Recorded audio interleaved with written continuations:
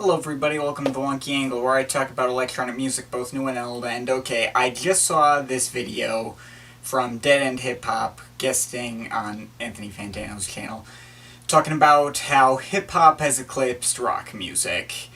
And I agree with a lot of their points. It's a really good video, you should check it out, link in the description. I think they covered the topic pretty well, but they did kind of steer the discussion into some territory I wish they'd covered in more detail.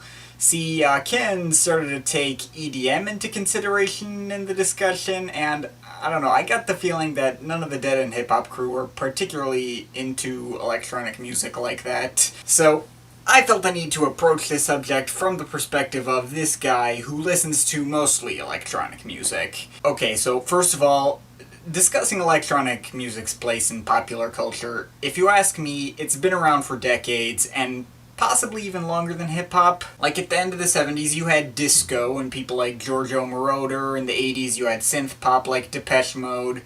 In the 90s and 2000s, you had techno or electronica, and now you have EDM, the stuff they've been talking about, like deadmau5 or Skrillex. Trouble is, EDM always seems to be a limiting term, because, like Mike said, people like deadmau5 and Skrillex aren't really part of the pop culture like that. EDM is kind of its own scene, separate from mainstream pop culture.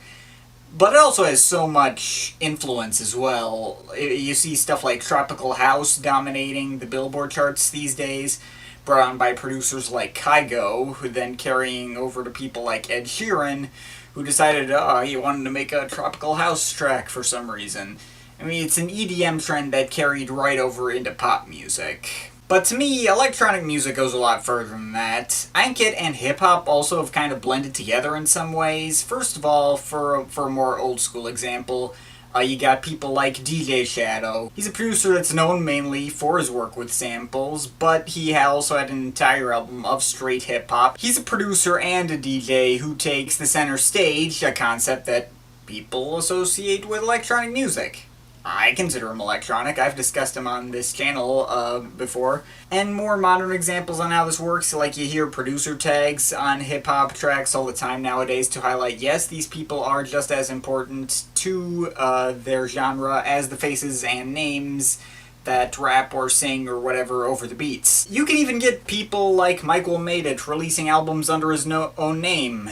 I mean, granted, nobody really cared about it because he sucks, but you get the idea. I could go on forever, but my point is that electronic music and its philosophies are a big part of popular culture, and most people often don't realize it. Skrillex did not influence culture. Deadmau5 doesn't influence culture. If we're talking about following, yes, there's a whole bunch of EDM guys that are as big or bigger than a lot of hip-hop guys. Sure. But if we're talking about influential, we're talking about moving a needle one way or the other. In terms of what are we going to wear now? Are we going to go back to baggy jeans? Are we going to go to skinnier jeans? Are we going to go from Jordans to Chucks? Like EDM doesn't move that needle. But I guess the bigger question is, how come it's not more popular? If electronic music has this widespread influence on pop culture, why isn't it broken out further into the mainstream? I mean, there was that one period in, like, 2009, 2010, when the Black Eyed Peas dominated the landscape, and that was totally EDM. But I remember being there when it was popular. I was, like, in middle school, and we all thought it was hip-hop. So, what is so uncool about EDM? I mean, Mike brought up a point that hip-hop was cool because it was edgy rebellion music, but, like, that happened with the American-style dubstep as well in 2010 before it was all gone and no longer cool by 2011, so I don't think that's it. Well, for one thing, electronic music, even when it was popular, was all about what went on behind the scenes. So people like Metro Boomin and Michael Made It aren't the faces of their own productions. It's usually someone like Lil Wayne or Future or whoever's voice happens to be plastered over the beat. And I think people like the fantasy of being famous as the star of the show, being the number one, everyone loves you and all that, even if you are someone like Future, in which the producers are doing like 90% of the work for you. But I think above all, the reason why electronic music isn't as cool is just because there's not a lot of glamour in it. Like, there's glamour in being a rock star or a rapper, but a DJ, not really. I mean, you don't look at someone like Avicii and think, boy, this guy gets laid a lot. Or what about someone like Aphex Twin, who was one of the first electronic music artists to get famous and attach his own face to his music? You're probably more likely to think, geez, I hope that guy doesn't try to eat me. Or me, a guy who has dedicated this entire channel to his love of electronic music. I mean, I'm just this skinny white guy who looks like Daniel Radcliffe and has a stereotypical nerd voice, as some people have described. Maybe it's just me, but I don't think I'd be particularly marketable as a pop star. But yeah, the genre is kind of dominated by, like, nerdy-looking white guys, most of which are not American.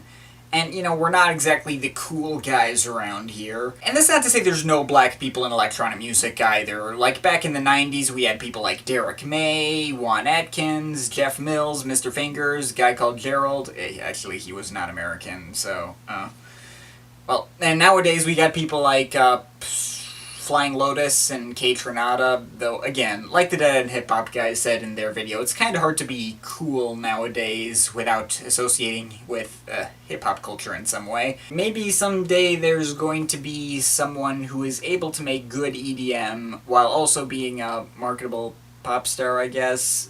Preferably black, and change all that, but I don't really see it happening, with electronic music having such a predominantly white and European lineage. I mean, I'd like to think this genre goes beyond race or nationality, but it really doesn't. That's probably a big part of the puzzle, too. EDM, is it popular here, or is it really popular overseas? It's popular here, too. Yeah, it's popular here, too. Yeah, because when I think EDM, I'm thinking like, or like London and stuff like that. It's more popular there, I'm sure. But on the other hand, electronic music is way too big and broad a genre to ever go away or completely fade from popular consciousness the way rock music kind of has been doing.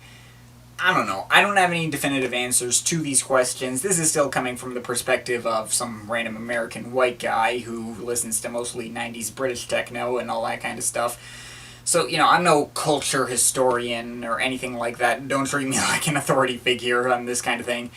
But I feel like this discussion is absolutely worth having, as I feel like electronic music too often gets, you know, pushed aside in these kinds of conversations. So, yeah, that's my little response to this recent Dead End Hip Hop video. But, of course, this is just my opinion. You can feel free to disagree with it, but I'd like to hear your thoughts, so leave the comments in the comment thing down there. But yeah, that's pretty much it. That's all for today. See you next time.